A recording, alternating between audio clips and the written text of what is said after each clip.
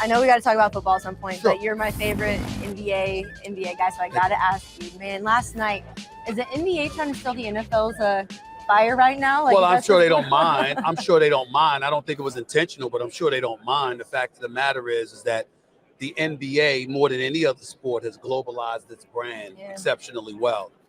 So you got to give credit where credit is due, is that.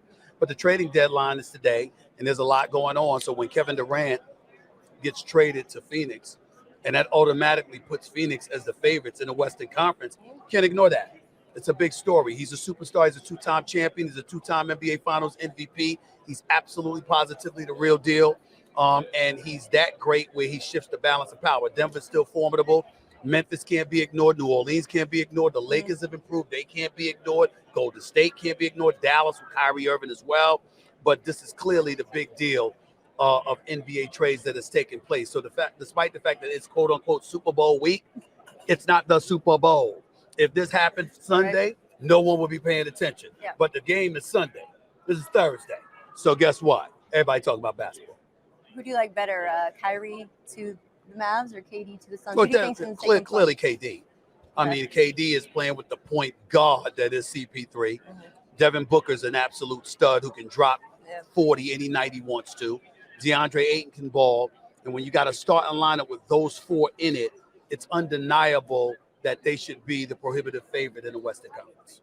I want to show you this photo. So SportsCenter recently tweeted this, and they said the end of the Nets Big Three era, and someone said they play less than 20 games together. Yep. This wasn't an era. It was an era. Would you agree with this? It was a horrible, it was a disastrous era. It's a stain and an embarrassment on the careers of Kevin Durant and Kyrie Irving in this respect. Their games are superb. Both are superstars. Nobody's questioning that. But they went to Brooklyn with the notion that they would be running the show. Mm-hmm. And then it was nothing but dysfunctionality that raked through the franchise. In 3.5 years, they literally have one playoff series victory to show for it. And when you have that, what happens is that any player out there who wanted power handed to them, who wanted the organization to defer to them to some degree, you've now jeopardized all of that because every organization is able to point to Kyrie Irving and say, look at what he did. You see why the GM needs to hold power, the president of basketball operations to hold power, that the coach has to run power. You can't let figuratively, proverbially, the players run the asylum per se. Mm-hmm. They're going to lean on Kyrie Irving to make that point. He's hurt players with the manner in which he conducted himself, and that is the problem.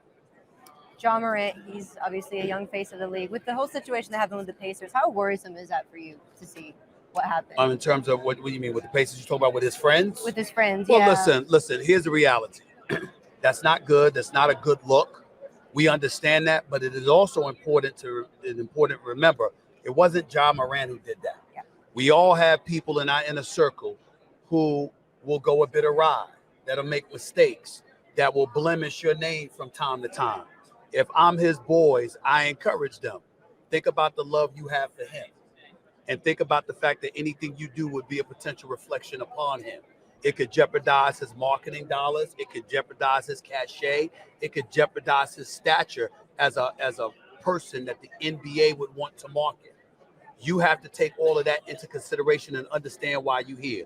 We all brothers. You here to watch this brother do his thing. You're here to help him do his thing so everybody can get paid. Don't jeopardize the paper. Yeah, which I plain get and that. simple. And so you got to be mindful of that. And if you are Ja Morant, I won't say any names, but I know a former superstar player in the NBA years and years ago. This is over a decade and a half ago. One of his boys got in trouble.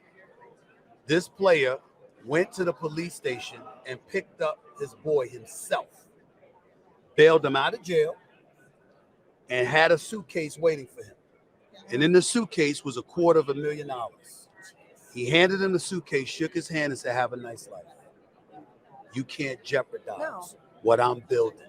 And that was a and he let him go. Yeah. And I'm like, I'd never tell her who the player was or anything like that. It was not Allen Iverson, for those who want to point to that, because I covered the 76ers.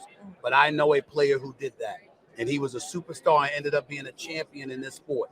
And he did that because that friend of his jeopardized everything he was building. You have to have that kind of attitude. I'm that way.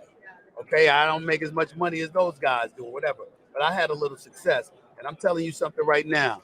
Anybody in my circle that acts like a damn knucklehead, yeah, you can do that once. There will not be 2 times. Yeah. Your ass will be gone. Yeah. And that's the attitude you got to have. I like that. LeBron James, he obviously just became the all-time scoring leader. You see Ovechkin going after Gretzky's record. So many people believe Tom Brady's is unbreakable. Even Emmitt Smith's is unbreakable. Would you agree with that? I agree. I think if anybody could do it, it's Patrick Mahomes, but you have to stay healthy. And in a hard cap league, the team assembled has to be consistent. And that's not going to happen in a hard cap league like the National Football League. That is why I don't believe it's possible. But I could be wrong because Patrick Mahomes is absolutely sensational, and we can't ignore that. And speaking of Mahomes, getting 2 Super Bowl wins, what does that do for someone's legacy like him? Well, it solidifies it in a lot of ways. When you're a 2-time champion, you don't want to say anyone because it's not true. Not just anyone can win a Super Bowl championship, but a lot of people get 1. But when you get 2, it validates your greatness to some degree. It says that you're something else, that you're a touch above the typical, above the crowd. And if Patrick Mahomes, I mean, Aaron Rodgers has a Super Bowl ring, and he hasn't even been back to a Super Bowl in 13 years. Patrick Mahomes is in his 3rd Super Bowl in 5 years. Insane. So if he wins his 2nd, that says a lot. And I think that cements his legacy as one of the great ones of all time. I really think it's cool how we've finally gotten to a point where 2 black quarterbacks are going to be playing here. Can you put into context for us how important that is? Well, I think that a lot of people look at it and they lament the fact that, and I had this conversation on television with Bart Scott and Coach Herm Edwards on First Take. They lamented the fact that we're living in times that even in the year 2023, we had to highlight that there's going to be 2 black quarterbacks. I look at it totally differently. I like the fact that we're highlighting that there's 2 black quarterbacks because it allows us the opportunity to point to the inequities, the pigeonholing, the marginalizing, and the other insidious things that were taking place and being exacted and exercised towards premier, big-time black athletes in the past. There were plenty of black athletes that could have played the quarterback positions. There were plenty of black athletes who knew how to call a playbook. There were plenty of black athletes who knew how to be leaders, who could galvanize teammates and get max effort and max performance out of them.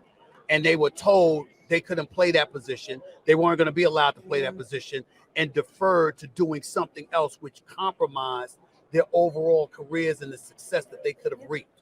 So to me, when something like this happens and we bring up the fact that there's 2 black quarterbacks, we have the license to touch on history and remind folks of the iniquitous acts that have been placed against us as African Americans, as black men in this country. I like that. I like the fact that we can do that. I like the fact that we can do that. Doesn't bother me at all. What else would I want to say? Cowboys. I know they didn't make it to the Super Bowl. I loved your Of course they didn't. video. Of course they didn't. Your hat. How on a scale of 1 to 10, how happy were you to make that first of all, video? Well, first of all, understand something. There are very, very few things in life that make me happier than the misery of Cowboy fans. You crack me up. I don't like Cowboy fans. I've never liked them. I'm being facetious to some degree. We're only talking about sports. It's all in love. It's all in fun. Respectfully. But Cowboy fans get on my last damn nerves. I will say this. When it comes to Subway, the Dallas Cowboy fans are so disgusting, so nauseating. I have a hard time encouraging them to go get Subway because I don't think they're worthy of Subway sandwiches. I don't think they're worthy of Subway sandwiches. But because Subway doesn't discriminate against anyone, we want everyone's business. There you go. I'm going to be supportive of that. Go to subway.com, period. Or join me here at the Super Bowl for the trivia game. But the Dallas Cowboys are not playing any games. They've lost. They're probably in Cabo right now. They're in the sunshine. But where they're not is in the Super Bowl for the 28th consecutive year, which is what I said would happen. This is who they are. Just be patient and wait. You don't have to worry about it. Cowboys won't let you down. They'll lose when it counts. All right. Last few questions I have for you. Quarterbacks change. Coaches have changed. Even personnel's changed over the past 28 years. But sure enough, the one thing that hasn't changed is the men running it at the top. Do you think it's about time that there's a change? In terms of ownership? Yep. With NFL? Mm-hmm. Absolutely. With Cowboys? Well, no. I mean, Jerry Jones is Jerry Jones. The fact of the matter is that regardless of what you want to say about him, he's given the Dallas Cowboys at least 3 legitimate squads that could have competed with the Super Bowl. It ain't his fault they ain't getting it done. I can't blame Jerry Jones for that. I could blame him for a lot. And there's a lot of years I could have blamed him for that. Kept Jason Garrett too long, coaches before him, quarterbacks before him, etc. All true. But in recent memory, he's given them the personnel to win a Super Bowl. They just haven't gotten it done. So I'm not going to put that on Jerry. What I will say is that it's inexcusable that in the year 2023, we don't have an African-American that's a majority owner of an NFL franchise. That is unfortunate. And it's intentional because they have to let somebody into their club. There's a lot of people that could pool resources and get enough money to own an NFL squad. Absolutely. They don't allow it. There's a reason for that. Because they like their good old boys club and that's how they want it to be. And until the players stand up and make noise about it, why change? Fair enough. Yes. Hopefully, with the quarterbacks this year, it does something for it. Okay, last question. They're wrapping us up. Super Bowl prediction before we leave. I ain't giving you one. Why? I'm saving. Because I do First Take.